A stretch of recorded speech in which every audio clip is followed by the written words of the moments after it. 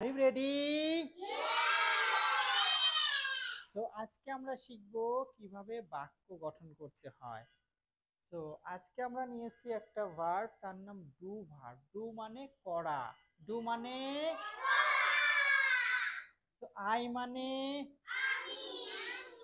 We মানে, you মানে, দেই মানে, গুড। আমি করি, আই ডু। আমি করি, আমরা করি, তুমি করো, তাহারা করে, they do। কি করে? হোমওয়ার্ক, হোমওয়ার্ক করে। সো আমি হোমওয়ার্ক করি, আই ডু হোমওয়ার্ক।